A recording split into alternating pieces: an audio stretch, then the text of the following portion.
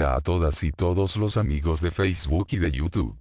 Mi nombre es Juan Lorenzo y se rompió el micrófono. Por el momento no voy a comprar otro, es muy caro, así que me convencieron mis compañeros de usar la voz bloqueada, que es un programa que lee con una voz digital lo que escribís en él. Aclaro esto, no voy a esperar para decir lo que considero urgente de expresar en este momento. Entrando en tema. Soy clase 55 y nací un mes antes de la Libertadora, me crié en dictadura y pseudodemocracias, donde todo estaba permitido, menos el peronismo. A los 14 años, comencé a militar en la JP, obviamente en la clandestinidad. Desde ese momento hasta la actualidad he visto, he aprendido, analizado y debatido, sobre las implicancias de la geopolítica en las políticas de estados latinoamericanos. Viví la gestación de un mundo bipolar, el desarrollo del mundo unipolar y la reciente conformación de la multipolaridad. Claro que esta última trajo como consecuencia, la desesperación del imperialismo estadounidense para mantener su hegemonía mundial, y por eso existen más de 800 bases militares de Estados Unidos en todo el planeta. Todo esto me fue relativamente fácil de comprender e internalizar, claro que requería de análisis permanente, pero mi generación estaba más que acostumbrada a las llamadas cartas de situación con la que se sintetizaban las diferentes variables a tener en cuenta para planificar estrategias de lucha, produciendo hechos políticos en plena clandestinidad. Es que había una forma diferente de militancia, claro que la principal diferencia era la seguridad y el cuidado de la infiltración de servicios. Pero como era militancia de 24 horas y convivencia diaria, hasta los fines de semana, en que nos juntábamos en grupos en las casas de compañeros y nos divertíamos cantando temas de la época y al final terminábamos en cualquier debate político. Sí, era como un vicio, militábamos hasta cuando dormíamos, soñando casi siempre, en cómo no hablar si nos agarraban, cómo evitar que caigan otros compañeros, y a pesar de tremendas dificultades y riesgos, para mí, fue una de las etapas más valiosas de mi vida. Había códigos. Si en un acto relámpago, caía la cana, y había que correr, todos sabíamos que si te caías, alguien, cualquiera, conocido o no, te iba a levantar y sacar del peligro, a una costa de su propio riesgo. El premio que recibíamos por eso, era invaluable, nada más y nada menos que la mística peronista. No deseo para los jóvenes militantes de hoy, que pasen por esas experiencias. Ya todos conocemos el precio que pagaron 30.000 compañeros. Pero debo reconocer que si me dieran a elegir, volvería a elegir lo mismo que viví y no cambiaría nada. Hoy.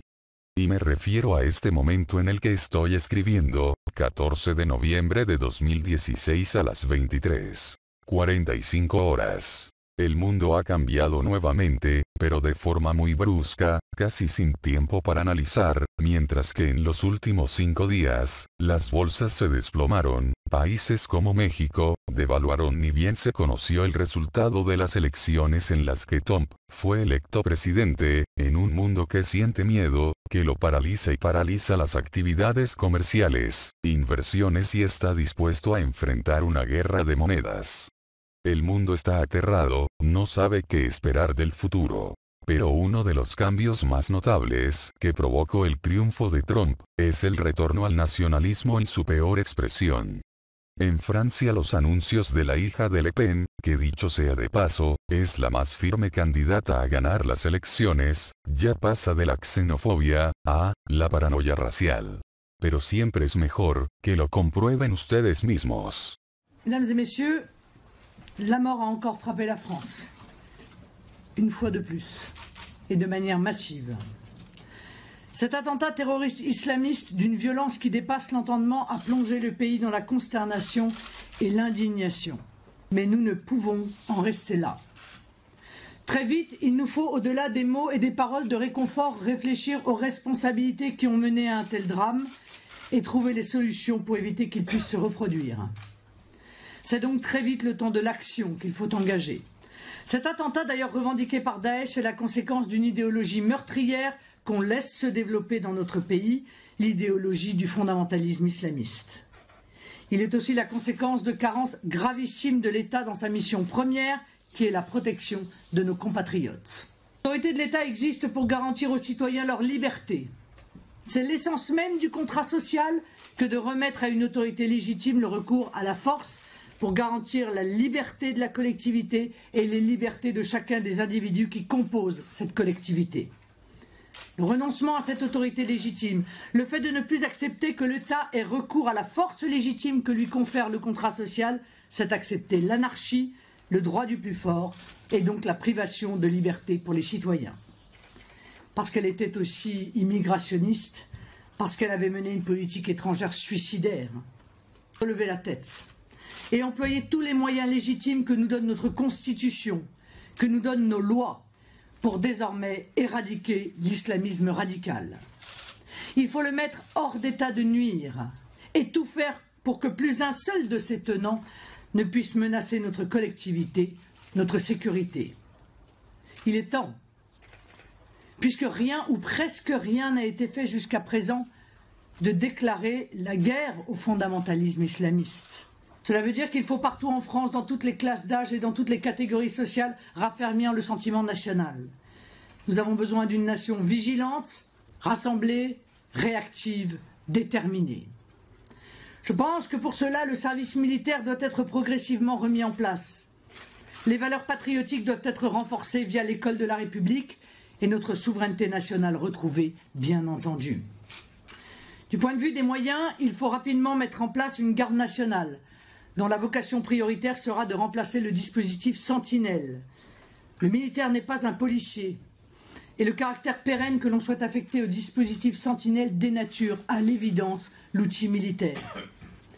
Dire de manière pérenne, donc en finir avec Schengen et les règles de libre circulation de l'Union européenne.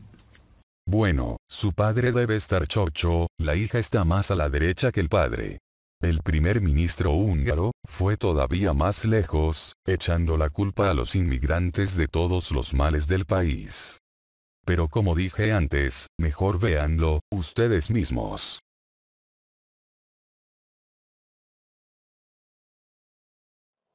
És Európa ma olyan hervata, erőtlen és bágyat, mint a virág, amelyen titkos féreg fog a rág. Fonják akár selyemből is, a szájkosár, az szájkosár marad. Tilos kimondani, hogy ma nem menekültek érkeznek, hanem népvándorlás fenyegeti Európát. Tilos kimondani, hogy 10 milliós tömegek állnak készenlétben, hogy meginduljanak felénk. Tilos kimondani, hogy a bevándorlás bűnözést és terrort hoz az országainkba. Tilos kimondani, hogy a más civilizációkból érkezők tömegei veszélyt jelentenek az életformánkra, a kultúránkra, a szokásainkra és a keresztény hagyományainkra.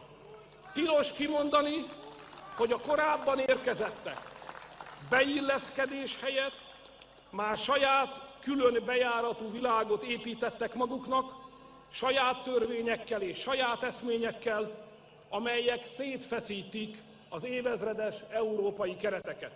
Tilos kimondani, hogy a betelepítés célja, hogy átrajzolják Európa vallási és kulturális mintázatát, átépítsék etnikai talapzatát, felszámolva ezzel az internacionálé utolsó akadályát jelentő nemzetállamokat. Csak a jólét, a kényelmes élet, nem csak a munkahely, de már a biztonságunk és életünk békés rendje is veszélybe került. Ez a veszély most nem úgy támad ránk, mint a háborúk és a természeti csapások szoktak, amelyek egyik percről a másikra kirántják a lábunk alól a talajt. A népvándorlás lassú víz, amely kitartó sodrással mossa el a partot. Humanitárius ügynek adja ki magát, de valódi természete a térfoglalás. És ami térfoglalás nekik, az térvesztés nekünk. Javíthatatlan emberjogi harcosok falkái éreznek leküzdhetetlen vágyat, hogy kioktassanak, és megvádoljanak bennünket. Állítólag kirekesztők és ellenségesek vagyunk. Pedig az igazság az, hogy nemzetünk történelme a befogadások és a kultúrák összekapcsolódásának történelme is. Aki új családtagként, szövetségesként, vagy életéért futó jövevényként bekéreckedett, azt beengedtük, és nálunk új hazát talált magának.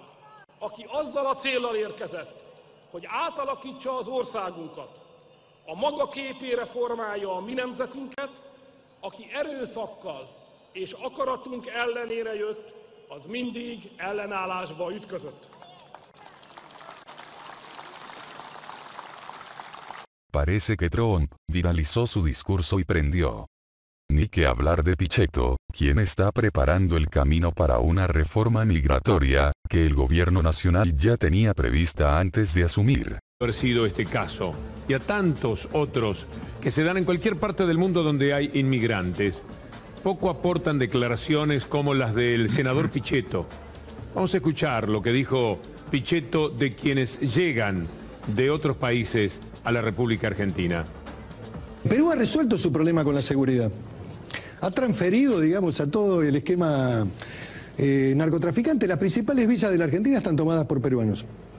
Y por argentinos, cómplices de peruanos, porque no quiero tampoco discriminar. Lo que digo es que ellos resuelven el problema desde el punto de vista de sus realidades, mejoran incluso en el funcionamiento de sus propios países, y la Argentina incorpora toda esta resaca. Desde el punto de vista de sus realidades, mejoran incluso en el funcionamiento de sus propios países, y la Argentina incorpora toda esta resaca, donde no tenemos control migratorio, donde no hemos tenido, esto es una situación que se viene arrastrando de la década de los 90 con respecto al tema de distintas corrientes migratorias que se instalan en la Argentina y que las vemos en la calle. Este hombre fue votado para una cosa completamente distinta, es decir, pensándose que su discurso es diferente. Fue votado dentro del peronismo, que justamente es inclusión. Peronismo, los cabecitas negras, el aluvión zoológico, todo aquello de lo que tantas veces fue acusado el peronismo. Él trabaja dentro de ese partido y ha sido votado seguramente porque tenían confianza. Víctor Hugo está seguro. Peronista.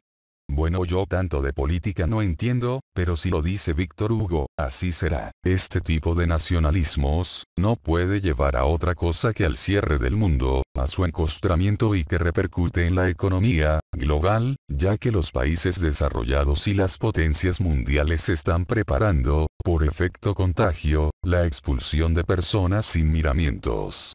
Esto traerá hambre, miseria, sufrimiento y mucho, pero mucho dolor. No todos podrán sobrevivir a esta etapa y muchos más no sobrevivirán a la siguiente. En un mundo donde todos quieren vender y ninguno quiere comprar, lo que se produce, es una recesión y estancamiento económico mundial. Esto ya dio origen a las dos primeras guerras mundiales. Pero esta vez hay un simio con un maletín nuclear, que ya advirtió que se quiere llevar bien con quienes no se le opongan y a esos los eliminará para defender el gran sueño americano. No veo un futuro alentador, más bien veo un mundo en guerra, como lo dijo el año pasado el Papa Francisco, advirtiendo que era una guerra por partes, pero cuando todas las piezas ya estén acomodadas en el tablero, dejará de ser por partes. ¿En qué nos puede afectar esto a nosotros como región? Siempre he escuchado la frase, a Estados Unidos, América Latina, no le interesa. Pero pocos saben que la primera política exterior de Estados Unidos fue creada para Latinoamérica. Sí, es así y por el contrario le importamos más de lo que nosotros pensamos. El presidente James Monroe en el año 1823 establecía que cualquier intervención de los estados europeos en América sería vista como un acto de agresión que requeriría la intervención de Estados Unidos.